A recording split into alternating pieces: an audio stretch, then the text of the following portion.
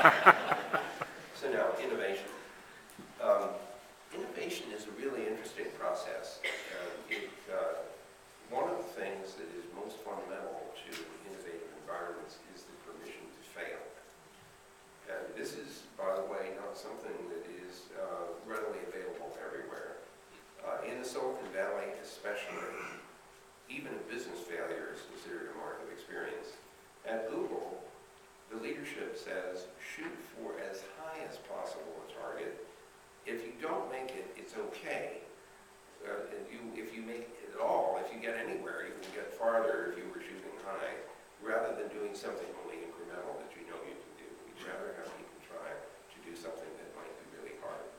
So not everything is going to be self-driving cars and Google Glass and Project Loon, but we are encouraged to shoot high. The second thing is, I alluded to this earlier, when technologies become available, sometimes they stimulate ideas that people wouldn't have had before when they realize it's possible to do something or it's affordable to do something. To give you a very simple example of how things, one parameter change can make a big difference. In the 1970s, when we were doing our work on the ARPANET and the Internet, one of the things we knew we wanted to do was packet video and packet voice. We believed that the packet switching thing could carry all possible media, voice and video and imagery and text and so on, interactive radar traces and so forth. So the trouble is that the bandwidth that was available at the time was about 50 kilobits a second. Now those of you who know a little bit about digitized voice know that a typical voice channel is 64 kilobits, so you can't get very many 64 kilobit channels in a 50 kilobit backbone.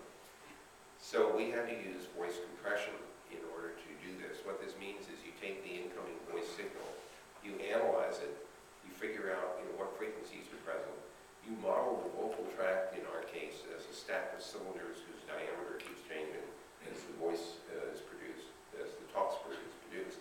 And then this little stack is excited by what's called the Foreman frequency, which is approximately the timbre and frequency of the voice. Then you send the 10 or 11 parameters to the other side, and it undoes the process. Now, when you do this, it reduces the data rate required for voice to 1,800 bits per second, down from 64,000 bits a second. Of course, it loses a little quality as a result, and in our case, it made everyone speaking through the packet voice system sound like a drunken Norwegian. And I remember being at ARPA at the time, and I was asked to demonstrate this for a bunch of generals, and I thought, okay, how am I going to do this? And then I remembered that one of the participants in the packet voice experiment was Ingvar from the Norwegian Defense Research Establishment.